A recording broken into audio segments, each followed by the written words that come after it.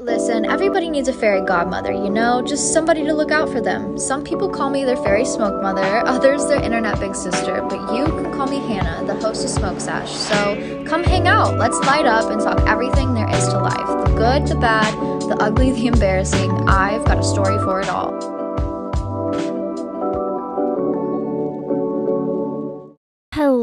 Hello, hotties, and welcome back to another episode of Smoke Sesh. My name is Hannah, your host. I don't know, I'm in a weird mood today, you guys. There is a lot of energy in the air, and baby, I am just trying to hold on the best I can. I hope you guys have been doing well. I've been doing good. Let's be real. I've been doing good. But something is coming for me. Something big in the form of this Mercury retrograde. And it's like being chased down a hallway by a serial killer. Anyways, this morning I woke up and I was supposed to have horseback riding lessons, but I just did not sleep at all last night. I don't know what's going on. Well, I do know what's going on. There's just some crazy astrology placements going on right now. The stars are going wild, and I've been having like the most horrible dreams ever. Nothing like actually terrifying or like jaw-dropping, just like odd and weird and a little too close to home, where you're like, okay, maybe reality and dreams do blend a little bit. Maybe there is a lesson here that I can take. That along with Father's Day, which I actually ended up spending with my mother, I was just fucking beat and tired, and my alarm went off at 7:30 this morning to go do my writing lessons, and I was like, hey girl, I'm not feeling good, and I think I need an extra 5 hours of sleep, so like I'll catch you around soon. Like, we'll just reschedule for another time this week. It's no big deal. But I slept probably like 12 hours fully. I feel fully rested. I feel fully relaxed, but ooh, baby, this retrograde coming up, you guys, I'm spooked and I am scared. Already, it's been a bit of a challenge, and it's a challenge where it's like you're at the top of a high dive and someone's taken the ladder away from you. And you know that below you, there's like safe, soft water. You're not going to get hurt. All you have to do is jump. But the fear of falling, the fear of taking that jump, the fear of just like moving your body forward is what garners so much anxiety and terror in your body. Even though the situation itself is safe and harmless, you're only like 6 feet up, babe. Like, just jump into the water. It's not that big of a deal. But the overthinking and the contemplating and the it's just like, that's kind of where I am. That's where I am. And I wish I could give you more details, but baby, I don't even know the details. All I know is my anxiety has been on 10 recently. So I am trying this week. My goal is to engage in activities that I know bring me peace, joy, love, happiness, rest, relaxation. All right. Step number 1 for me personally, as a way to ease my anxiety, is to get my physical space in order. When I feel like my physical space is out of control, I feel like my internal space is also out of control. Even if my internal space is like chaos, as long as everything else around me is like somewhat clean, somewhat neat, I'm usually like, okay, I can focus on one thing. I can handle that thing. But if it's more than that, I start losing my fucking mind. I start losing my mind.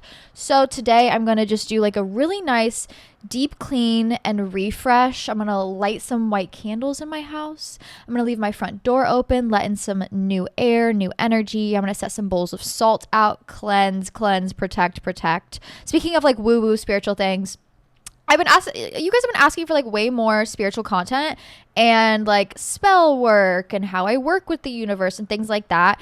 If that's what you're into, I love it. I'm happy to share that side of myself with you. The YouTube video this past week was actually me working on a money bowl and refreshing my money bowl. So if you guys want to make one with me, if you want to hear me talk about spirituality, how it connects to me, how I manifest money manifestation and just abundance outlook, that is up on YouTube right now, Hannah Marlene 444. That was really fun and grounding, something I really needed. I did that over the summer solstice, which, by the way, happy solstice, my loves. It is officially summer. It is hot hot. It is hot out, okay? Get outside, get some sun on your face, enjoy the weather, maybe make an offering to the universe, go take some flowers, some fresh fruit down to the river, give that back to her, burn some bay leaves with some affirmations, with some wishes on it, you know? Just get into the whimsy of life, get into the excitement of it all, and just like try and have fun despite it all right? Another way that I like to ease my anxieties is with an abundance of self-care. When I am feeling the worst, I take the best care of myself. When I'm feeling good, I'm like, I don't care. I'm gonna walk around in sweatpants, no makeup, hair in a claw clip. Like, I could care less. But when I'm already feeling bad internally, and maybe this is shallow me, I don't give a fuck. This is just what helps. When I'm feeling like stressed or anxious internally, I need to take more care of myself externally, so then the external doesn't weigh so much on the internal. So there's this like rule. I was talking to this Southern woman the other day, and she's like, there's this 3-part rule when it comes to your looks and appearances, which is there's 3 different things that go to your appearance: your clothes, your makeup, your hair. All right, clothes, face, hair. When you leave the house, 2 of those fucking things better be done. When I heard that, I was like, oh, I don't always have the energy for that. But like I said, when I'm feeling bad about myself, I need to look good to me. I don't care about how other people perceive me, at least to myself. So then the external doesn't weigh so much on the internal. So I have really been working on, okay, let's at least like maybe go do our hair. I love doing my hair. I love having fun hairdos. Let's just go straighten your hair, do your bangs, easy peasy, throw on a cute little summer sundress, already feeling good. Who cares if I have a bare face at that point in time, because 2 of the 3 are done. All right.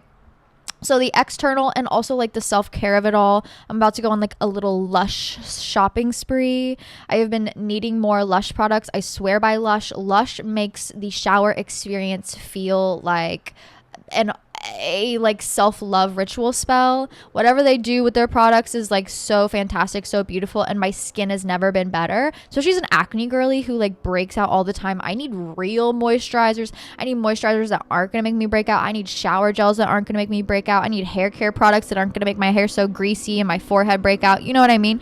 And their stuff always lives up to the hype, always is so fantastic for my skin, all natural, you know, and also the morals of the brand. I'm like, yes, I will give you my money. So I'm gonna do a little like shopping spree here soon. Go get me a little massage bar, shower gel, sugar scrub, all the above. All of the above. I get my nails done next week, so that'll be a nice little cherry on top. I also think when you're feeling anxiety or maybe down about yourself, changing your appearance is also a good way to go. But with Mercury retrograde coming up, like be careful of the hair changes, be careful of like any impulsive changes. But for me, whenever there's like a retrograde, I always end up getting some sort of new tattoo or piercing, and it always goes so well for me. So I've been really looking into getting like a new tattoo. You guys are like, oh my god, she's crashing out, she's spiraling, she's changing up her look, she's getting a new tattoo, she's indulging in the self-care too much. Yeah, girl. I would be journaling, but it's like, what do I even journal about? I don't know where this anxiety is coming from. I just know it's coming at me, and it's coming at me quick. And when it does happen, I'll journal about it then. But for now, like, we are just one day at a time. Journaling is great. I love journaling. I really only journal in times of intense peril, okay? Some people are like, how do I journal every single day? Well, you can make a habit of it, of just waking up and doing like a quick little 5-sentence journal sash, or end of the day, 5 things you're grateful for. That's a great way to daily journal. But for me personally, baby, I'm only breaking out the journal when I am going through something terrible, horrible, no good, scary, like the thoughts are too big in my head. I also like to schedule a psychic. I love scheduling a psychic. Any sort of psychic that you enjoy, that you feel called to, listen to your intuition. I personally got ate up by this psychic. There's a psychic that I've been following, astrologer, psychic, all the above, on TikTok for a while now. And she did like a little like flash sale $10 one card polls, like completely anonymous. You can type in whatever information you want in like the delivery box, but it's like, I'm just gonna pull a card and intuitively read you to filth. And boy did she read me.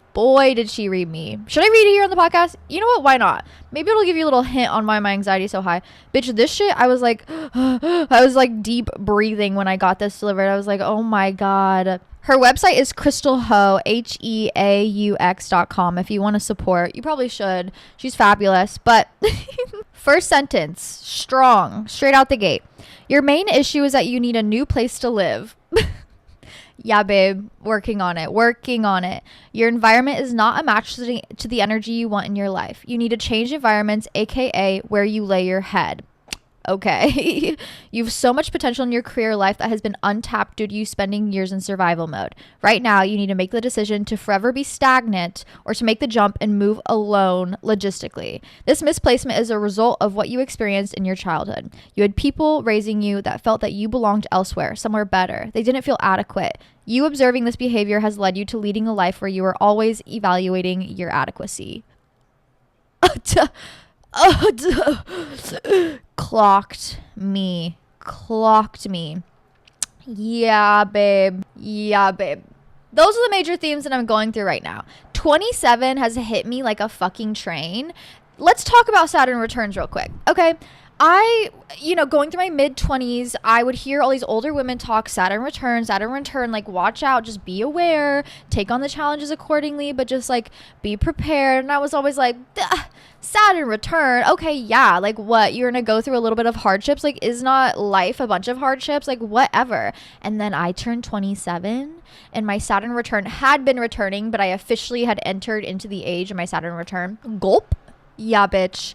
They were not lying. It was like, I am in Alice in Wonderland and there's a white rabbit running around with a clock. And it's like, what are we counting down for? What do I need to be prepared for? I don't even know what it is, but all I know is like a life-changing series of events is about to occur in my life. And I am just really hoping that seatbelt works on that roller coaster. I really am just hoping it does. They are not kidding when they say your life flips upside down. Now, the thing is, it flips upside down in a real, raw, good, honest way. The thing about getting older and growing up and kind of entering your late 20s is you realize, damn, either A, I made mistakes, B, I've not been living the way I want to, C, I want to change things up, D, I'm in cycles that I need to break. And you're faced with this challenge, which is a Saturn return, if you choose to take, this assignment, Mr. 007 yourself, is to face these head on and to go towards your dreams, what you need to do, and to handle these challenges as well as you possibly can. But if you decide to face them and handle these challenges and go through them and go through the hardship and fucking grind and work hard and face them, you will come out on the other side so much more yourself than you ever have been in your entire life. You will be blessed, you will be abundant, incredible, amazing opportunities will present themselves, but you have to be brave enough to go, you know what, let me gear up for battle. I'm about to face like 1v50 with no sword, but like I really hope this armor is good enough. You know what I mean? Baby, I turned 27 2 weeks ago. 2 weeks ago, I turned 27. Yeah, and I'm already like, ooh, okay. Like I said, what's coming for me? What is down this rabbit hole? I'm a little scared, but I do know ultimately at the end of the day, I have to keep telling myself like change is good, change is helpful, change is beneficial, but I need to be brave enough to go forward after change myself instead of just letting life drag me by the hair. Okay, you cannot be complicit in your life to the point where you're not living it. You do need to be like in control, in charge of your life and not living it for other people, not letting other people live your life, not letting other people take advantage of you, not letting other people control you to the sense of, forcing you to be someone that you're not. And it is just hard and challenging. And I'm excited to take you guys on the journey with me, but that's kind of like where my anxiety has been stemming from most recently. If you're also feeling this in the air, it's because we have a Mercury retrograde coming up. We also had Chiron change signs for the first time in 7 years into Taurus. So there's a lot of like big astrological shifts and changes. If you believe in astrology, love it. If you don't, cool. Just like hang on for a couple more minutes. We'll get into the questions here shortly. But it is a lot of energetic shifts and changes that are tying us back to, think about where you were October 2025. So last October, what you were feeling, what you were going through, the energy shifts that were happening, the troubles that you were facing. You are probably still facing them to this day. And this retrograde is going to force us through kind of a lot of changes that maybe we are not brave enough to take ourselves, a lot of shifts that we are not brave enough to take ourselves. It's going to remove things from our life. It's also going to add things to our life. It's going to make us focus more on our personal relationships, our relationship to self, to friends, to, you know, growing friendships, to relationships, to family, to everything, to your morals, to what you're looking forward in the future. So a lot of us are really honing in and asking ourselves, like, what life do we want to build for ourselves? Who do we want to include in it? And, you know, how do we want to build a life that is like going to give us the most longevity possible and the most happiness possible? And then Mercury retrograde is coming in swiftly to make sure that you are on the right path. So whatever cycles you've been continuing since October 2025, look at those. Ask yourself, like, what have I been struggling with since then? What have I not been brave enough to remove from my life? Baby, those are the things you'll be facing. Retrograde doesn't actually begin until the 29th, so you have some time, but this pre-retrograde shadow phase, how intense that has been is making me a little nervous for just how intense retrograde is actually going to be when it finally happens. Oh, you guys. Oh, another thing that I do for my anxiety is getting outside. My 2 goals this week are to go horseback riding. My main goal this week is I want to make a horseback riding vlog for you guys. It's just I haven't been able to get on the trails in a while because it's been so rainy and wet and muddy. So my main goal is to make a horseback riding vlog for you guys, or just like come to the barn with me vlog. And then also I need to get to the pool this week. I don't care where it is. I don't care how it is. I'm manifesting a good, hot summer pool day. And that's all I could really ask for, if I'm being honest. Simple, chill, calm, self-reflecting, self-abundance, prosperity of self, self-love. That's the themes that I'm really diving into. Anyways, love you guys so much. If you're also feeling the anxiety of the pre-retrograde phase, indulge in the things and the habits that I just told you about, what I am doing to kind of self-soothe and cope. Hopefully it helps you, because it does help me. It really does help me. All right, with that being said, let's get into some of your guys' questions. Father's Day, relationship with your dad specifically. I love my dad. I'm sure a lot of men look at me and they go, daddy issues.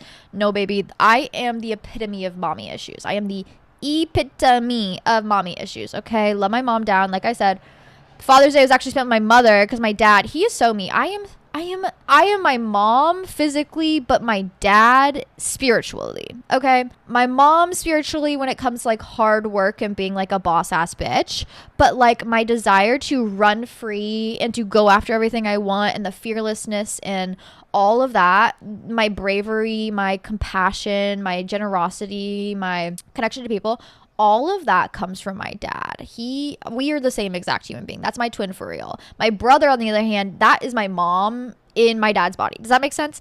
So he took off for Father's Day, and he was on like a cross-country motorcycle trip, just like going and swimming in random rivers in Arkansas and just camping off the back of his motorcycle. Yeah, like I said, that is me as fuck. Anyways, so he was off doing his thing, and told him a little happy Father's Day, very chill. He kind of just goes and does whatever he wants, and I really fuck with that energy. But my mom was here alone, so she's like, I want to go meet your horse. I've never met your horse before. Like, she grew up around horses. My like great uncle raised polo horses, rich as fuck. Yeah, I'm not getting any of that money or even a horse from him, but like she grew up around those kind of horses.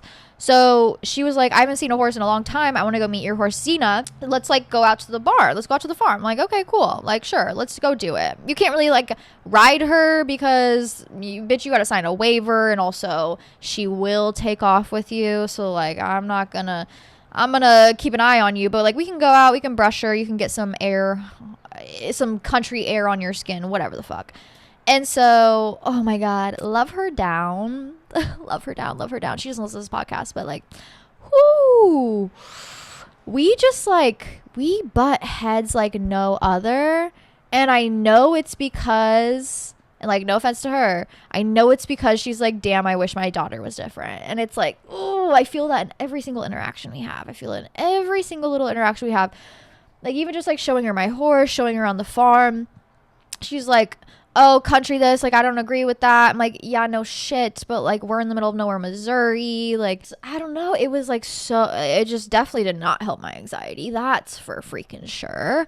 But it was really good because I talked to my friend who, all of my friends live out of town, and one of my friends specifically, which love her down, she's so sweet, one of my longtime friends, she was like, moving away was the best thing I could have possibly done, because you don't realize how codependent you are on your parents until you have space from them. And it's really nice to honestly have space from them. And I was like, oh, I didn't realize how much I do actually need that. I do need that for my own mental health. Like, I do need some distance, some space, some area for me to grow and create my own life on my own. Love her down, like I said, but it was definitely like a I was like regressing into my 16-year-old self by the end of the trip, by the end of like the 4 hours we spent out there. I did get her up on the horse and walked her around for a little bit, but like I said, Zena was going to take off with her. I was like, we're not doing this.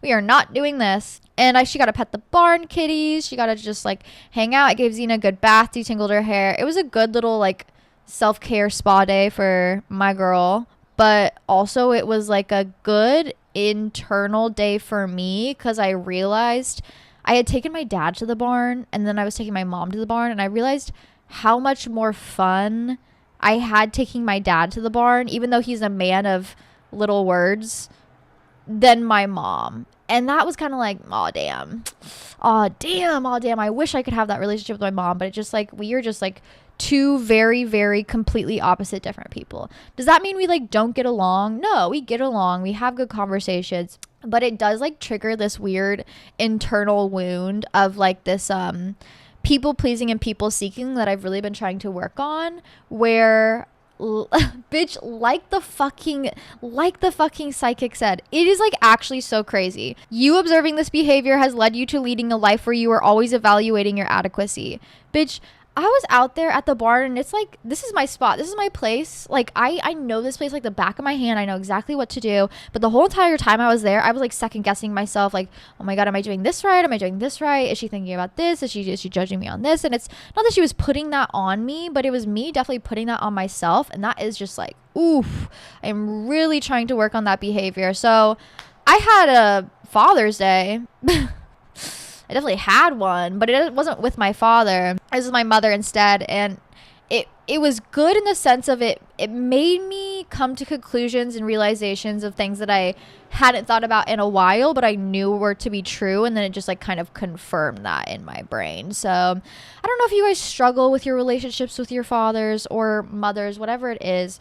I feel like we're always going to have like ups and downs with our parents. And so I do try and stay as patient as possible. But yeah, it really was just like, I need to escape the nest. I am a baby bird that's been here for how many years, baby? It's time to spread your wings and fly and soar away. Like I said, I really am blessed to have a wonderful relationship with my father. My relationship with my father is so good because he put expectations onto me in the sense of like, you need to listen to what you want to do and follow that. I don't give a fuck what it is, but when you set your sights on something, you need to see it through. And if you get to the point where you're like, okay, fuck it, you don't want to do it, that's okay, we're here for you. But like, you need to be strong enough to make those internal decisions for yourself. And I do really appreciate that about him. He also taught me how to be not so fearful of life and excited by life and adventurous and a thrill seeker in a sort of sense, and to have like that really bright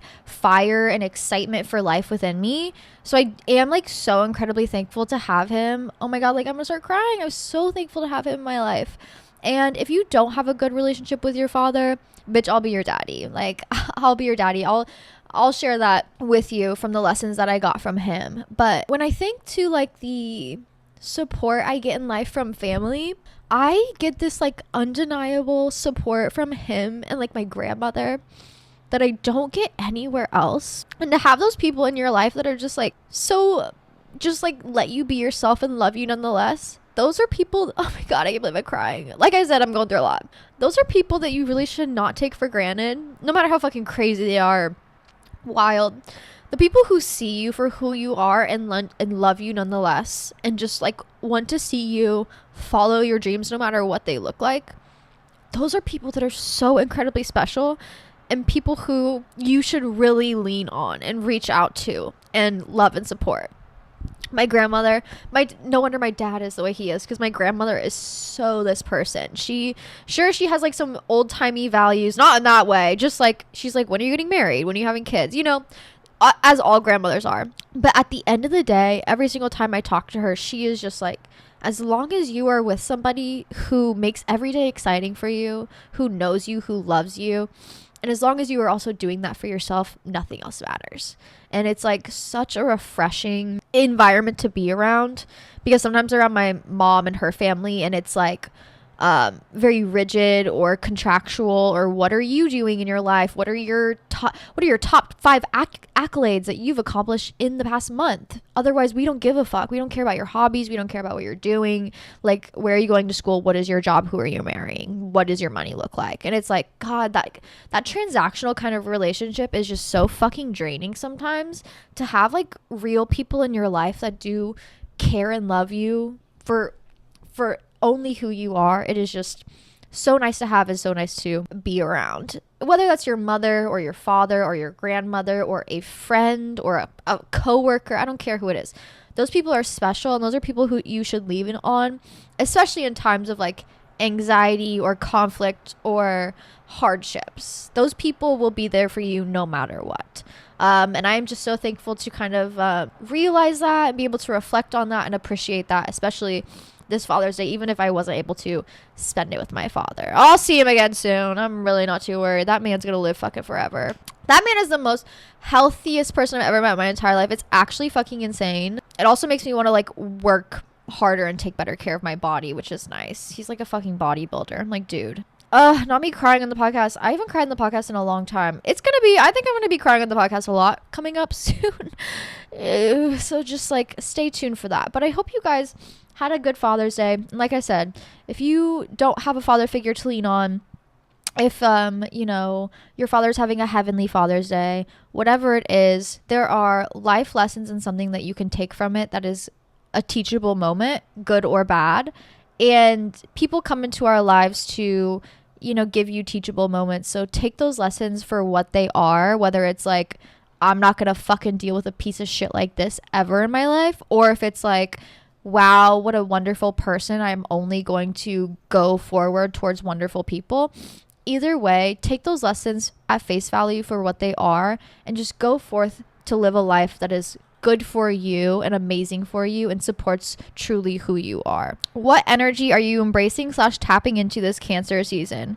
Girl, I'm crying it out. I'm not even kidding. Baby, I'm crying it out. Every Cancer season it either has a habit of turning me into like a lover girl, or it has me turning into like an emotional girl.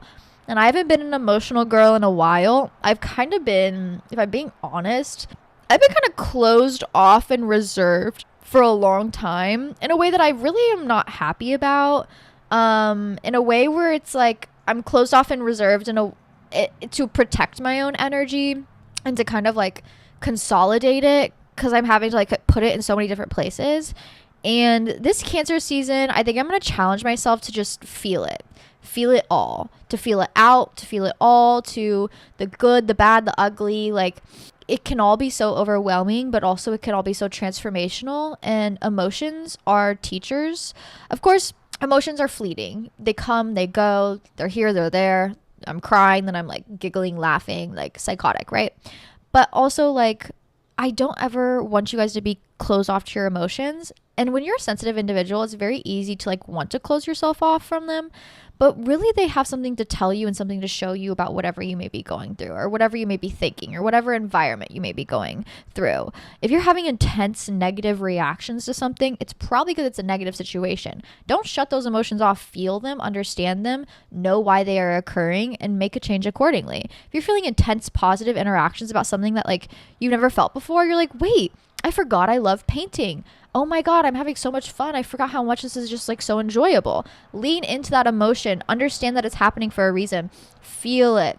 Maybe you're feeling sad about something. You're just a fleeting moment, or you're looking back on something, or you just need to cry it out. let it out, okay? Emotions are not something that we should be holding on to so tightly and so rigidly. They're something that we should feel in that moment and let pass very quickly.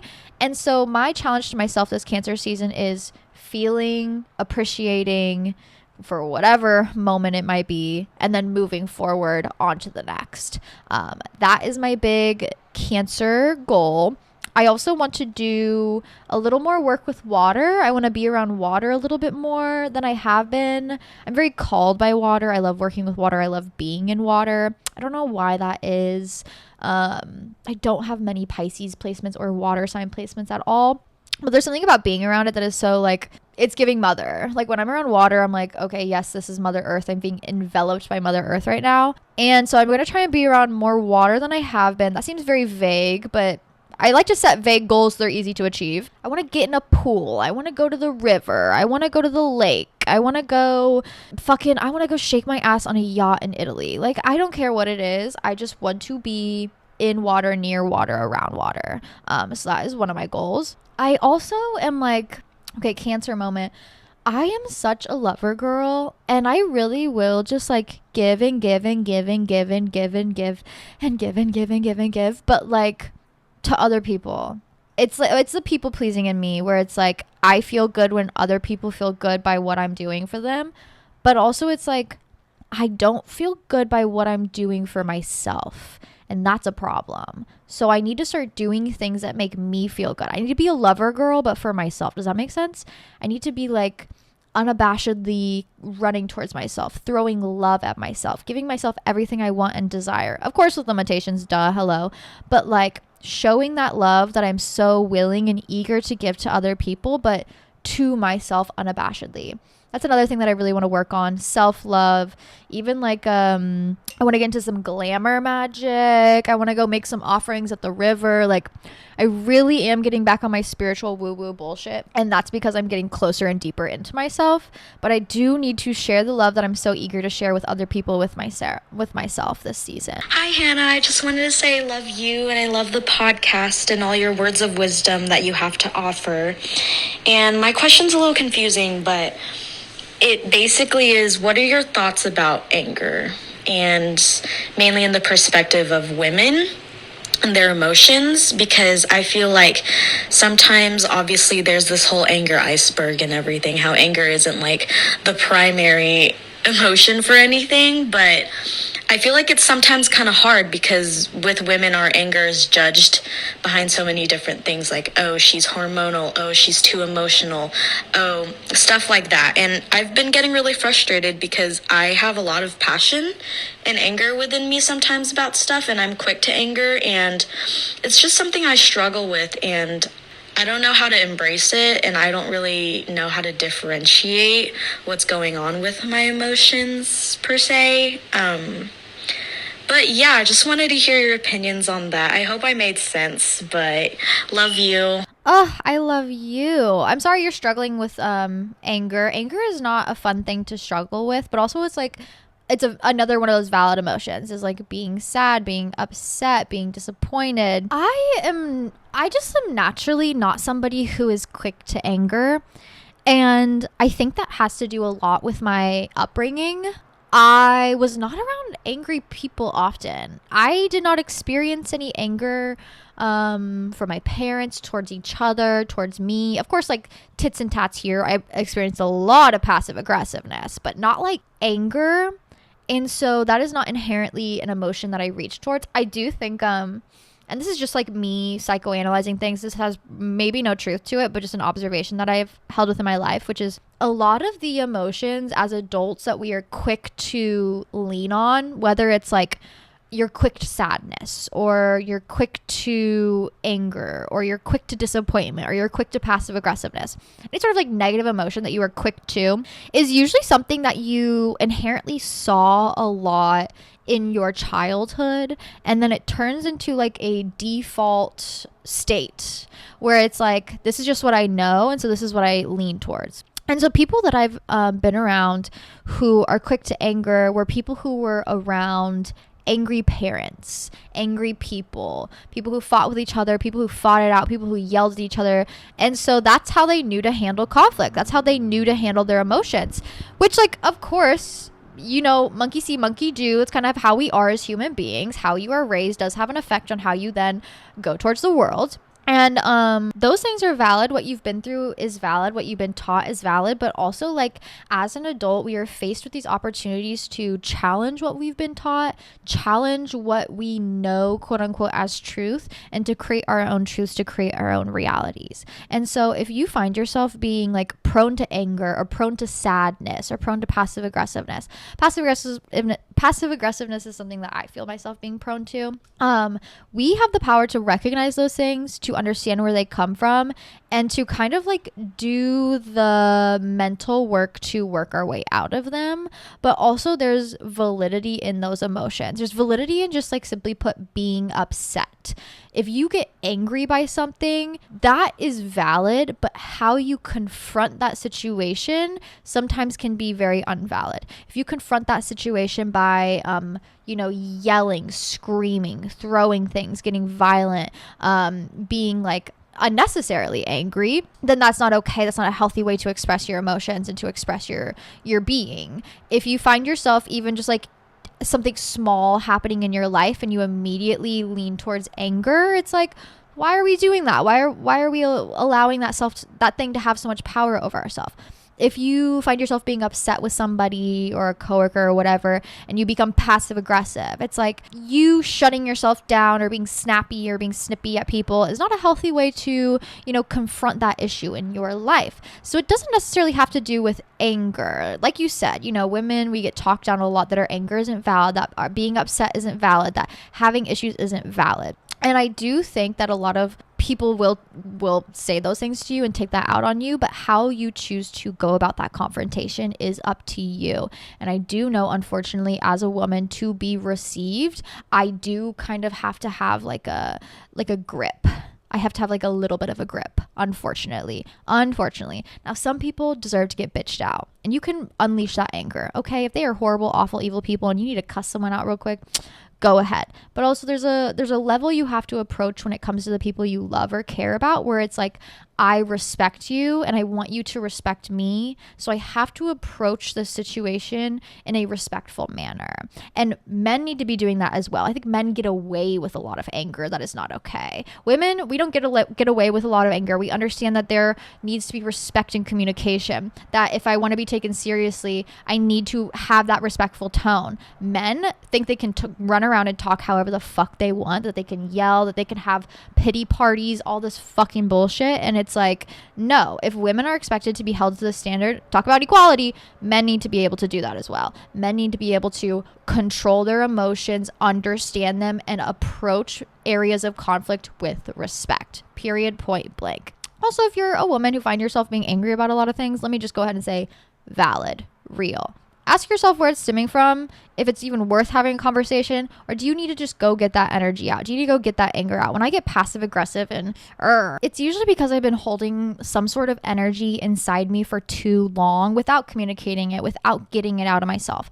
And so either A, I need to have a conversation and get it done, or B, I need to literally go on a walk, physically exert the energy, go to a rage room if that's what you enjoy, go axe throwing, smash some glass bottles, whatever it takes for you to feel better, go do it, but do not hold on to that energy. If there's anything I can tell you as a woman who is an angry person, you know what, Val, there's a lot to be angry about, but you don't have to let the world turn you cold. You don't have to let what you know turn you cold. Get that energy out of yourself, exert that energy, feel it and release it. It's okay to let go of things sometimes, okay?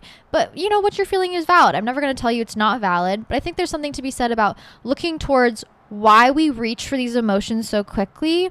What is that expectation that's put on us? How we want to be received in that situation? And also, how can we get this energy out of ourselves in a healthy, positive manner? How to make the most out of being stuck in your hometown.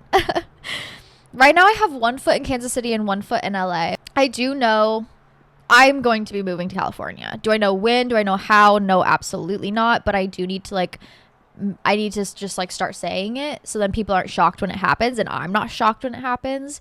It's going to be difficult. It's going to be challenging. I don't even know how I'm going to up and move my entire life across the country, but I know it needs to happen. I know I need to get out of Kansas City. I know I need to move. And so that's something that I'm working towards and looking towards, you know, one step at a time. I'm slowly opening my eyes to it.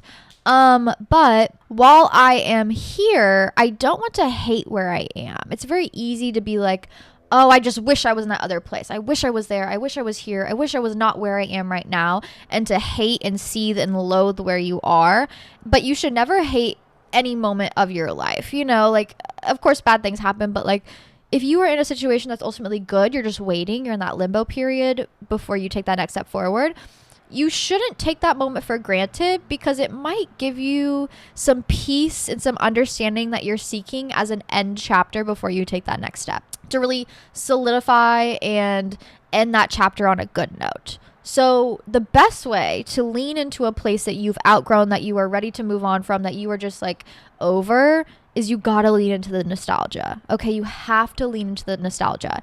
Kansas City. All right. What nostalgia am I fucking leaning into? Bitch, I'm going to go out. I'm going to be on horseback. I'm going to be in the woods. I'm going to be at the river. I'm going to be lighting off fireworks. I'm going to be going on late night drives, listening to music, fucking smoking a joint. Ha, just kidding. Well, not kidding. But I'm going to be going to wineries. I'm going to be, you know, frolicking in fields. I'm going to wear long skirts. I'm going to go get a fucking snow cone.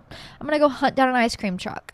I'm going to go cherry picking. I'm going to go strawberry picking. I'm going to go blueberry picking. I'm going to go all the picking. I'm going to go out to all of the orchards, go pick fresh fruit, which I haven't done yet, which is kind of, it makes me sad, but like I need to go do it, whether I do it alone or not. I'm going to go to the events. Okay. FIFA is happening in Kansas City. I was like, fuck it. I'm going to go to Fan Fest. I just like randomly showed up. It's free. It's literally free. Showed up. It was so nice to see everybody just excited about it, celebrating, having a good time, enjoying themselves. It was so cool to see and just connect with like the random events happening in your city. I need to go to the club more often. Okay. My favorite club. I need to go there more often and dance it out. I need to go dance. I need to go open up my hips. I need to go run around and frolic around this city like I used to at fucking 16, like I owned this bitch. Hello, why am I not stepping into that energy? Because like, bitch, this is my city. This is my city. I have been in this city since I have been like able to leave my house and catch a ride with whoever would take me here. I would escape the suburbs. I would come up here. I would be up here for weekends, crashing at my brother's place, just running around this city like I own this bitch. And I don't know why I haven't been doing that recently. I don't know why I haven't been feeling called to do that, because it's like, I know this place better than I know anything else. So why am I not out enjoying it and fulfilling that kind of bad bitch knowledge that I do have? You know what I mean? So I'm really leaning into the nostalgia of it all, the appreciation of it all, so that when I do move forward accordingly, I don't have any like regrets or, oh, I wish I ate there one last time, or I wish I went and did this, or I wish. I don't like having I wish moments in life.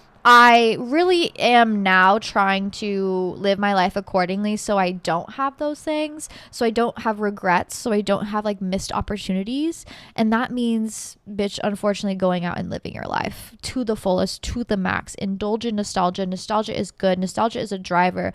Nostalgia will also hold you back, but if you indulge in it as a way to seek joy, I think it's a fantastic way to appreciate life and enjoy life. That does not mean go back to your ex. Bitch, that's not nostalgia. That's self-loathing. Okay, we'll get into that in a second, but like I said, retrograde's coming up. It's about to test you the fuck out.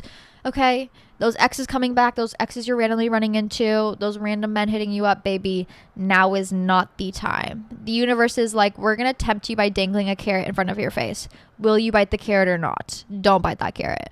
Speaking of exes, my ex-boyfriend followed his ex-girlfriend on Insta after we broke up and thinks I shouldn't be upset. Okay, well, I do have some questions here. Why are you keeping up with your ex?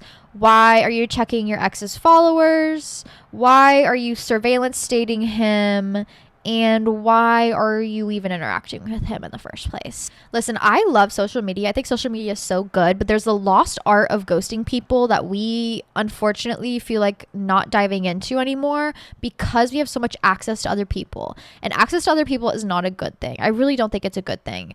It is actually might be your downfall. It really will. Remember like back in the day where it's like, bitch, no phones, phone book, landline with a wire attached to it into the wall. Like, if you broke up with somebody, there was a high possibility you never saw them again. Never saw them again. How beautiful, how wonderful, how amazing. You say we're done, bam, they're gone. They're gone out of your life. But now with social media, technically you can still live that, but you choose not to because you choose to visit their page, stalk their page. Who are they following? What likes do they have? What are they posting? Blah, blah, blah, blah, blah. That is not good. Not good. With the rise of social media and also the rise of like surveillance, they really are turning us into the Gestapo, but for each other. And that is not good.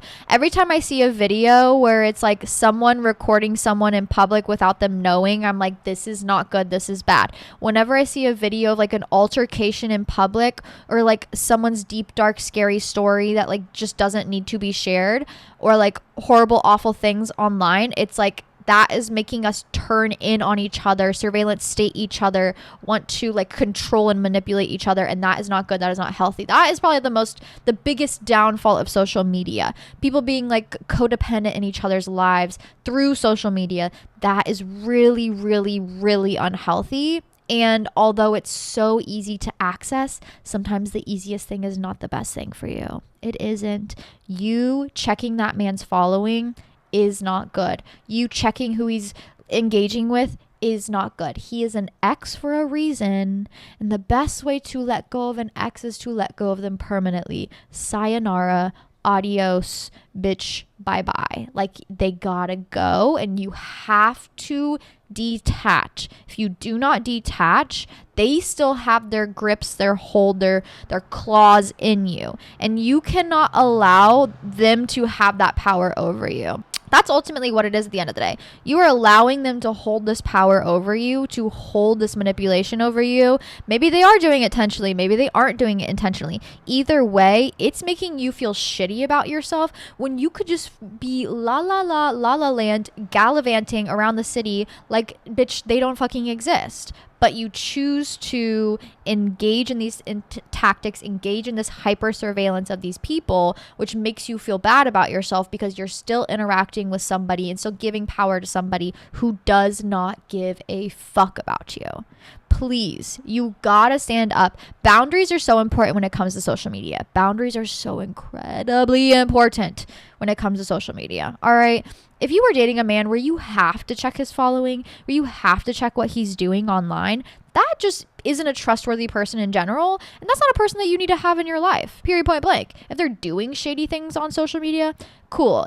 If you observe it one time, move on. Not somebody that you need to have in your life, not somebody that's trustworthy to have in your life. You see what I'm saying? But you hyper surveilling people online, whether it's celebrities, micro influencers, friends, family, exes, all of that hyper surveillance state that you're putting into other people is a massive waste of time. It's crashing your fucking dopamine. It's hurting your self-worth.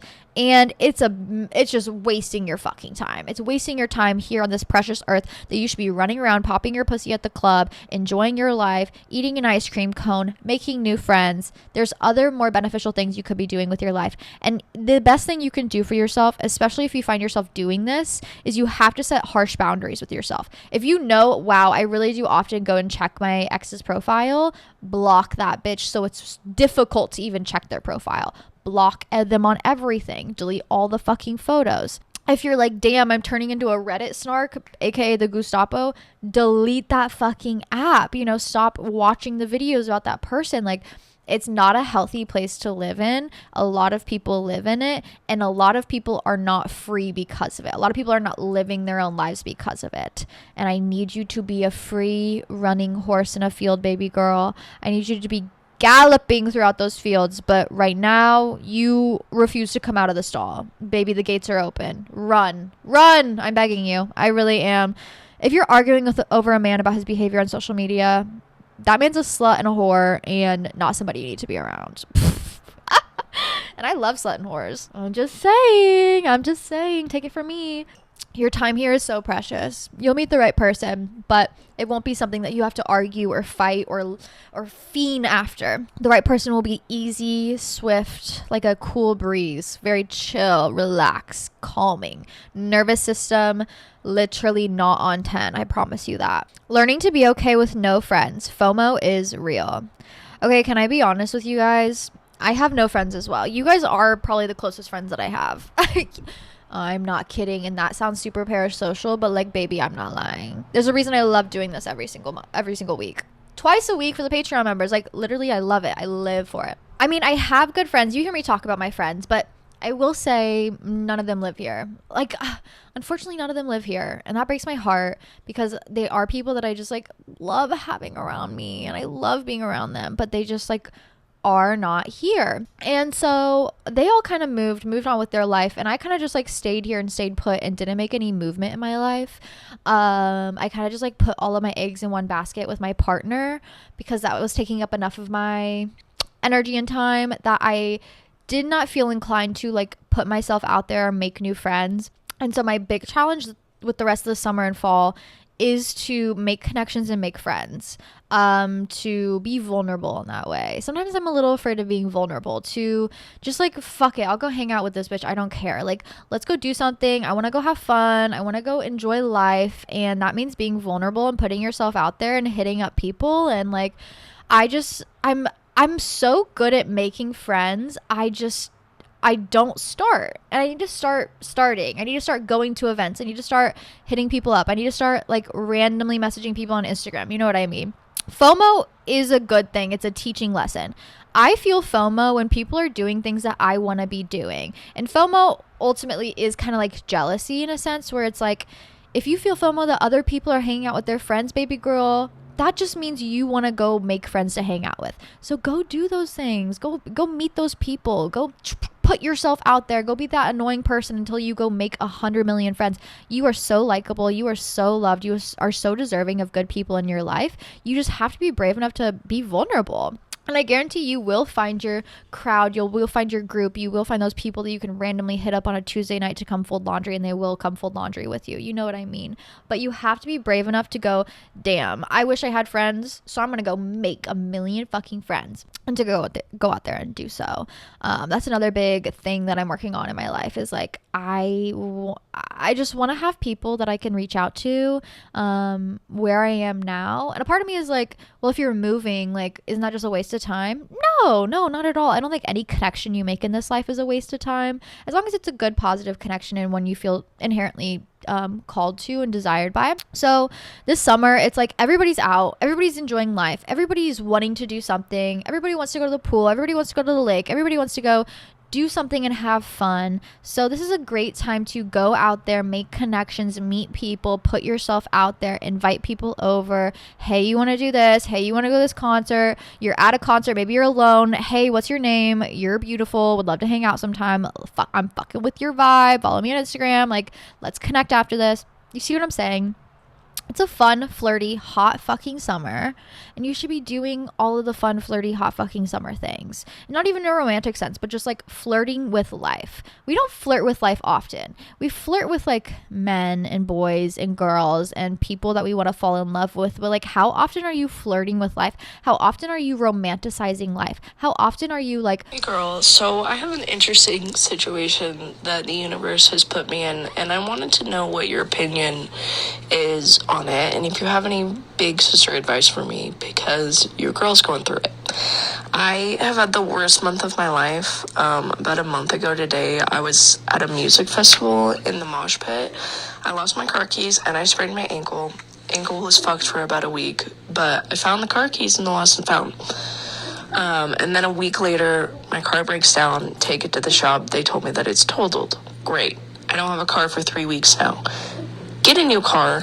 And then a week later, I get fired from my job that I've been at for over 3 years. And it's just interesting because like 3 years ago when I started this job, I went through a really awful breakup and I had to move back home. I didn't have a car. I didn't have a job. And it just feels like the universe has put me into this exact situation now that I'm older and I have more experience. And it's testing me to see how I deal with it. I don't know if that makes any sense. I feel like you'll be able to word it better than me. But with that being said, one question, because I know you've done your fair share of being a waitress and serving. Can I make enough money to still be able to live on my own if I become a waitress or bartender? Yeah.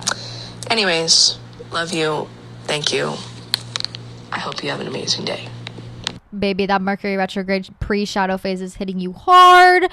And what you're going through is probably going to be what a lot of people are going to be going through, where you're like, God, I'm not your strongest soldier. But listen, here's the thing. Like you literally put it. First of all, things keep happening and you're like, what the fuck? But the universe kind of does this silly little thing where if you refuse to create momentum in your life, if you refuse to move forward, if you refuse to make choices for yourself, the universe will make those choices for you. And they usually come in the form of challenges. I know. So challenge number 1, sprain your ankle, lost your car keys. Okay, we solved that challenge, done. Also, things kind of come in threes. So consider hopefully this being done. You've hit your third. It's kind of funny how things happen in threes, but that happened. Okay. Next, car, broken down, totaled, bam. Second thing. Third thing, fired from the job. You're like, whoa, I am being thrown on my fucking ass. But also, look at how far you came from the last time you were thrown on your ass in a bad breakup to where you came now, and think about how far forward you can go. Sometimes to actually get moving and get momentum, you kind of have to hit rock bottom to realize, I want to climb further. I want to go further. I need to work harder. I need to do more. And specifically with this retrograde and with things coming up, it is going to throw us on our ass, and it's going to be like, how bad do you want to get up? How bad do you want those things? How hard are you willing to work for what you want? Especially when you won't make choices for yourself. It really will make that choice for you. So first of all, I'm so sorry this is happening to you. I think this is something that a lot of people are going to probably be going through. So like, you got it over early. You are now at what most people might consider rock bottom, but you know there's only up from here at least. Period. Point blank. No matter how bad things fucking get, there's always up. There's always up. You can always go up. Okay. Also, last question, like you said, can you really make enough at a restaurant to survive? Yeah. Yes, absolutely. Yes, absolutely. People always go out to eat. Okay. I mean, find a restaurant that has like it's like busy every night. Maybe it's local. Maybe it's a small restaurant. Maybe it's like you got to wear a tie to work. Who cares? But like, go to a place that you know you're going to make money at, that has like a high volume of people, that like the average dish is probably like $15 to $25. Okay. You'll make money. I promise you that. Restaurants are money glitches, and if you need to make money, go work at a restaurant, go become a bartender. They really are an infinite money glitch. It's crazy how it happens. You will get a new job, you will find a new car, you will find a new place to live, your ankle will heal, everything will be good. But yes, the universe, especially during retrogrades, likes to challenge us and go, how bad do you want it? How hard are you willing to work for yourself? Where do you want to go? And then forcing you to then create it for yourself. And it feels like you want to rip your fucking hair out. But just know, at the end of it all, you will be further than you ever could have imagined. You'll be in a better place than you ever could have imagined. You will be blessed after going through it. Sometimes we have to go through challenges to get to where we want to go, especially if we feel like we're not making that movement ourselves. So, like I said, I'm so sorry you're going through a hard time, but I love you and you will get through this. And just know things come in threes. So the 3 is over. Hopefully nothing else happens. Now you can focus on looking forward, applying to jobs, hustling, bustling, making some money, making some coin, getting a new car, working your way up to a new place that you never could have imagined. When my last car got stolen, I kind of went through a situation like this 2 Mercury retrogrades ago, where it was like cat sick, car stolen, mess of a life, right? After that, I got put in a place that I never could have imagined. I got car of my dreams, cat healthier than ever, things are good, things are fine, things are wonderful, but I had to go through it to get through it. So if I can leave you with any sort of affirmation, baby, just go through it to get through it. Okay, go through it to get through it. You will get through it, and then blessings will be abundant and abound. But yes, you can make enough money at a restaurant to survive. Trust. There's so many career servers out there. You just got to find the right restaurant that meshes well, that people are willing to spend money at, and that you feel like you fit in at. That's not going to make you want to rip your hair out working at, but you got this. I believe in you. Stay strong. Show yourself extra self-love during this time and go through it to get through it, okay? Trying to be the biggest romantic in your life possible. That's what you need to be doing, okay? We need to be flirting with activities of life. That's how you find joy and fun this summer. I'm not even kidding. Flirting is so fun. The act of flirting is so fun because it's like so fucking unserious. It really is. It's just like, here's a little wink, here's a little nudge, here's a little hi, how are ya, all the fucking things. Very silly, very lighthearted, very like, I don't really give a fuck where this goes. I just like seeing how you react to me. Like, it really is that way. And so instead of doing that with people, like, do that with life, okay? Go get fun and flirty and romantic with life. It'll make your life just so much more enjoyable. You know who's great at flirting with life? Someone you can look to this season, Addison Rae. She is such a big fucking flirt. And I say that in like the most positive way ever, because if you listen to her music, if you see her photos, how she dresses, how she presents herself, like, she is just flirting with the idea of life, of luxury, of enjoyment, of fulfillment. And it's not in like a monetary value. It's not in like a flexing value. It really is just like, I am discovering who I am and what I want to be and how I want to present myself. And it's going to be weird and messy and wild and cute and sexy and all the fucking things. But I'm going to do it. I'm going to put myself out there, and I don't like give a fuck how it goes. I'm just gonna do it. And that is such a beautiful motto to live by. Bitch, get out there and flirt with life, flirt with friends, flirt with the idea of having a wonderful life, and it'll come to you. I promise you that. Is a belly button piercing worth it? Heard it takes forever to heal, but they're so cute. You guys, I'm thinking about getting, have you seen the like anchor piercings where it's a piercing in your skin then it's like held in there by an anchor? I really want those, but like on my back dimples, but I don't know if I'm brave enough to do that. So I think I'm just gonna go with a tattoo. I don't know, I'm in a mood to just like, I need to change something. I need more tattoos. I feel like I'm not covered in enough. I want like leg tattoos, arm tattoos, cute little dainty tattoos. All of my tattoos are also like nostalgia based, so that's kind of fun. It's a good energy to lean to this summer. I really want a cicada tattoo. I want a horseshoe. I would love like a lace garter tattoo. I feel like that's hot, sexy, super fun. But I got my belly button piercing in September. I also want more ear piercings, but I got my belly button piercing in September. I think I got it like right at the beginning of September. It was healed by the new year. It was healed by the new year, if I'm being honest. It was so quick, easiest piercing I've ever had. My nose took 2 years to heal. My nipples, they took like upwards of 3 years to heal. I'm not even kidding, for them to not be so like sensitive. Belly button, like 6 months max. Now in the summer, I got it in the fall. That's the key, okay? Especially if you're doing things this summer, swimming, you know, you're in chlorine, you're sweating. Wait until the fall. That's probably the only advice I'll give you. Wait until the fall. Do it September, October. By spring, summer, it'll be healed. You'll be fine. You'll be hot. You'll be sexy. You'll be rocking a belly button piercing. But I love my belly button piercing. Zero pain. Literally did not hurt at all. So easy to heal. Just get some like bacterial spray. Super simple. And also, as somebody with like a belly, listen, I'm a woman. I have a belly.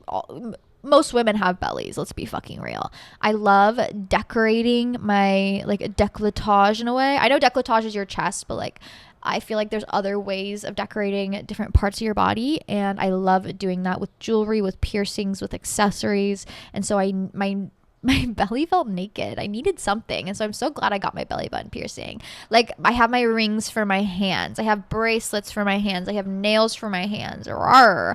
I have necklaces for my chest, I have earrings for my head. Sometimes I'll do like a bandana, a hat, nose piercing, okay? Toes, I even have toe rings on. Like, I love decorating nipples, all right, belly button, you know.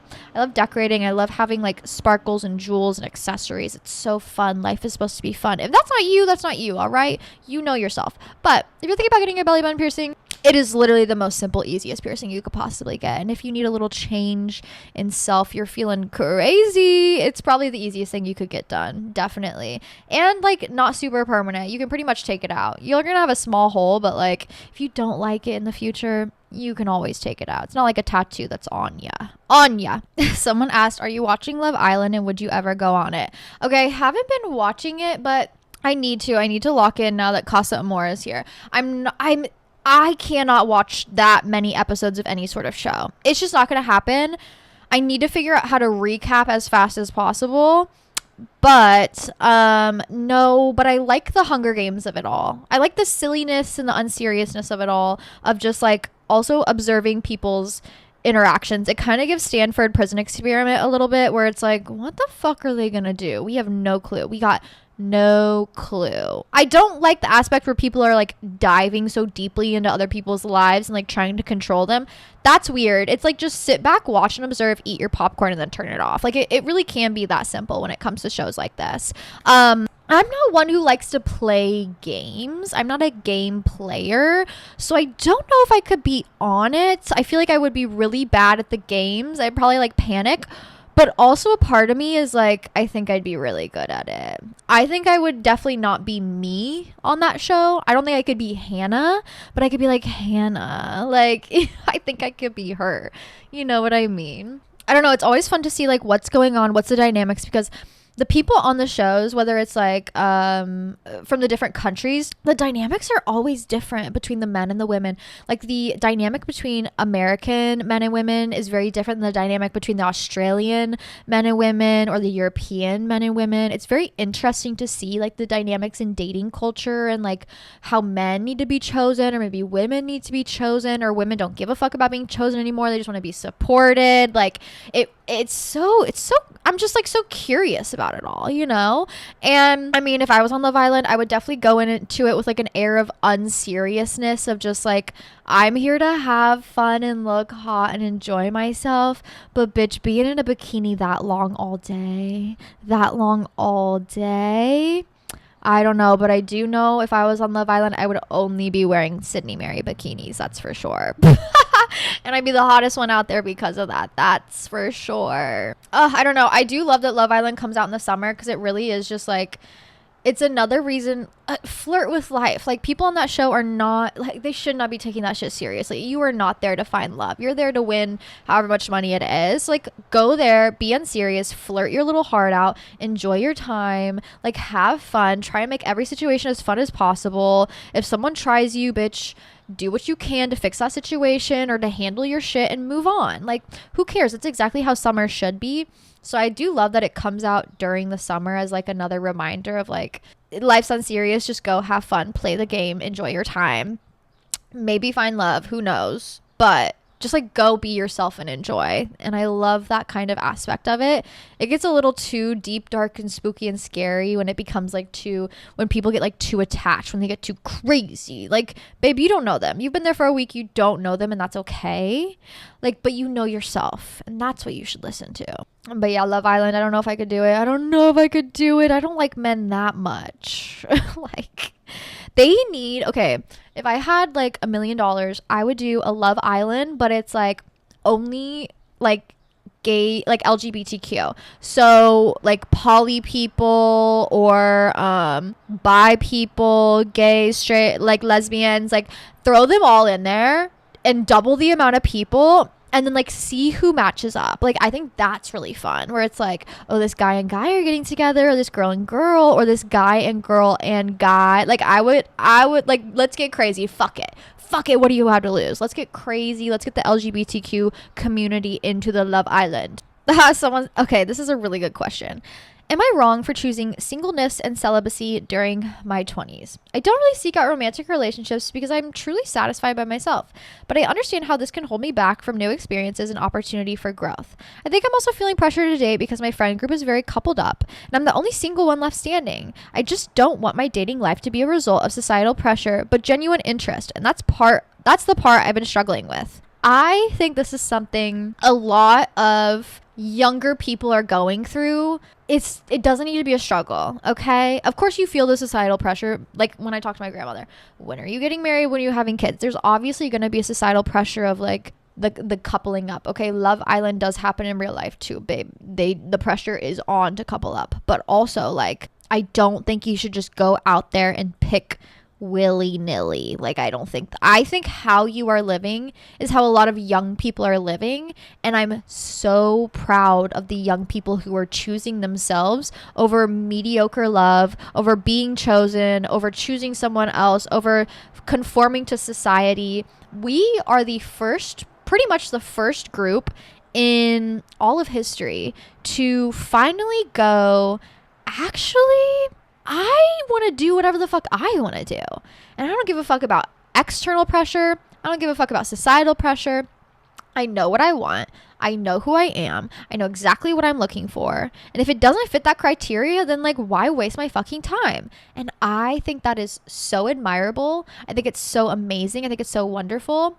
And sure, does it mean you have to like maybe wait a little bit longer or take some more time to yourself or like appreciate yourself more to then receive what you're looking for? Sure. Yeah, but also it's like, is settling down really going to give you what you want? No, not at all. Yes, your friends are in relationships. Yes, the people around you are in relationships. That's okay. I'm sure you also hear them complain about those relationships a lot.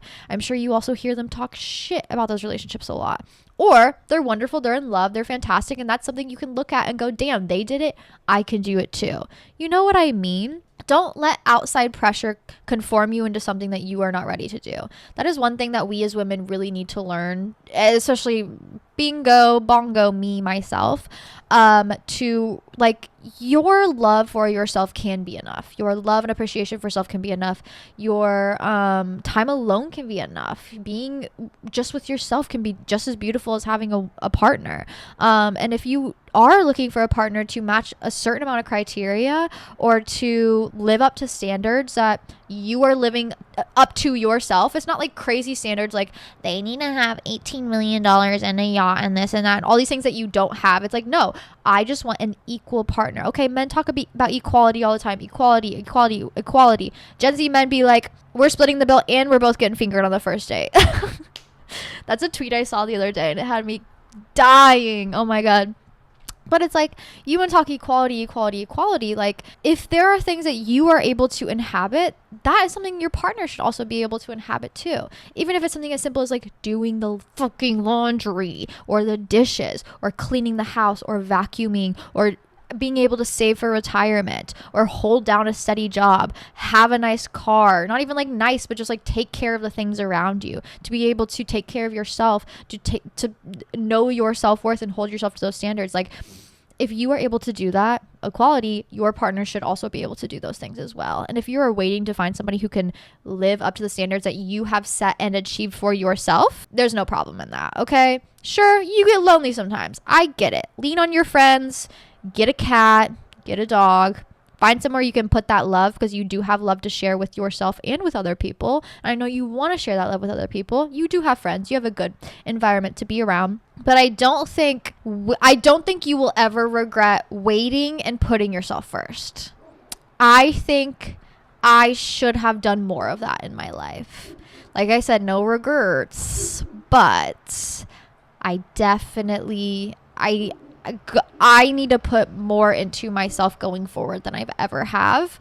And I'm going to have to be brave and do so. But I'm following after you in these steps of like, bitch, if I can do it, then I need a partner who can do that as well. I need people around me in my life who can do that as well. And yeah, does that mean, going on dates and being like, this is a loser, I'm never talking to you again? Yeah, sometimes. Does that mean being disappointed by people and what they want for themselves? Yeah, sure. But that doesn't mean you need to be disappointed by your choices and who you surround yourself with.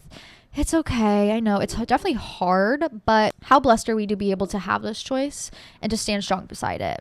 So cheers to that, girlfriend. Stay strong. You will find who is meant for you eventually. I promise you that. Hey girl, first off, love the pod, love you. I'm thinking about joining the Patreon to just see what's going on over there, because I love the pod, honestly. Makes my week. Anyways, so my boyfriend and I, we just broke up because it got physical, basically. So yeah, that is definitely over and done. And now I'm just trying to live my best life. I don't know. Like, I went to a party last night, a grad party last night with my parents. And it was great. It was fun.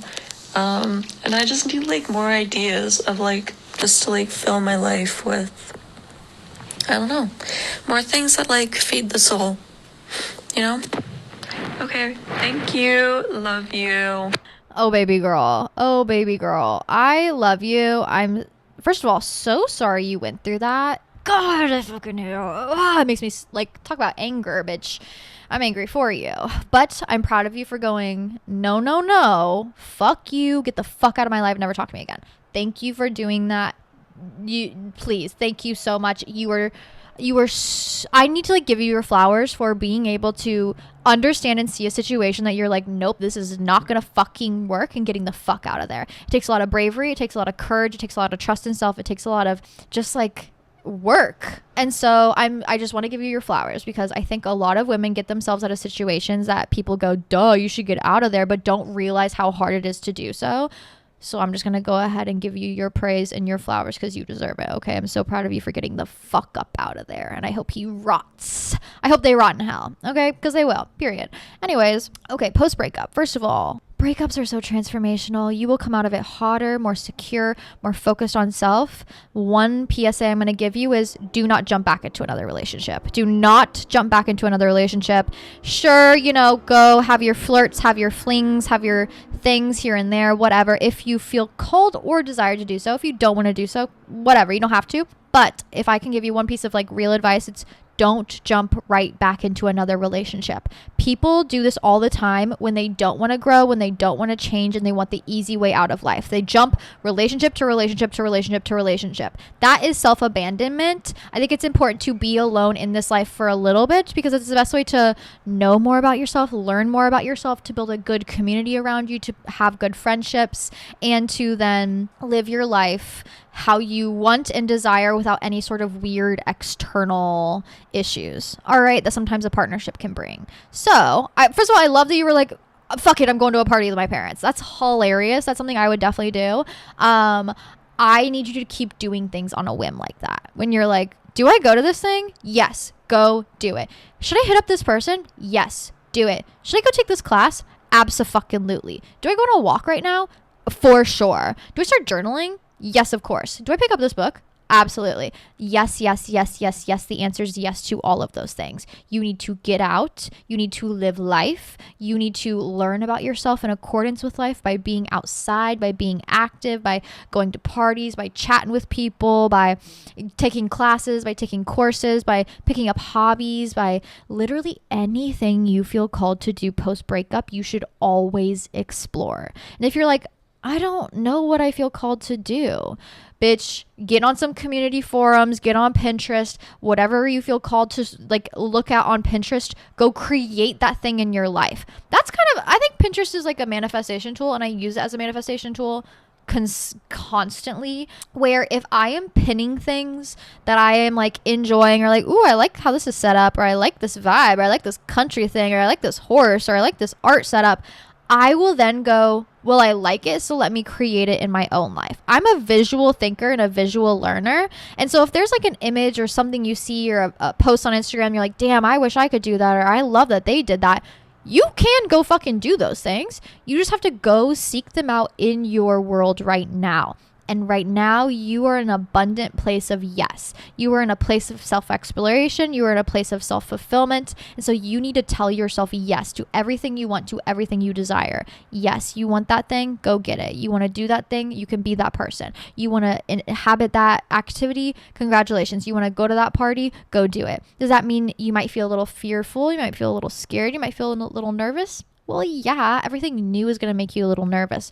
Duh, hello. But that nervousness is really just excitement. It really is just like that, really the possibility of who you can be is what you're thinking about. And I want you to go be everything that you desire possible, because you are deserving of it. You did the hard thing is done. Everything from here should be fun, fulfilling, and joyful. Period, point blank. You deserve it. Go treat yourself to a little self-care. Go have a good meal. Go party it out. Go dance. Go release that energy from your hips through dance. It's such a powerful tool. I'm so proud of you. And from here on out, I know there are beautiful things in front of you. You just need to go forth. Go forth. Go strong. With that being said, you guys, what an episode. What a freaking episode. I love you all so much. Your support and your kindness and appreciation to me, like, genuinely means the world. I love getting on here every single week and sharing my life and what I go through and what I grow through with you guys. I'm so grateful and appreciative to have people in my life like you who are here for me, who hear me out, and who make me feel less alone. I know I feel less alone with you guys, so I hope I can make you guys feel less alone in this life as well. And I'm so thankful for you guys showing up every single week. If you want to join the Patreon, I answer every single question every single week on Patreon for the Patreon exclusive podcast on Thursdays. I also upload weekly inspiration directly from my Pinterest and Tumblr. I'm about to do a Mercury retrograde write-up, but I do full moon and new moon write-ups. If you're ever like, what the fuck is going on in the stars? What is this energy? Baby, full write-up is going to be there. Plus just many other things. I have a book club review coming up soon. Lots of fun things. Vlogs also go up early there, but if you want to watch the vlogs, they come out every Sunday on YouTube at Hannah Marlene 444. I'm hoping to go horseback riding this week, but don't hold me to that. We'll see what the weather brings. I'm just like taking it day by day, baby girl. But with that being said, I love you all so incredibly much. Thank you for being you. Stay sane, stay sexy, and I'll see you all so soon. Mwah!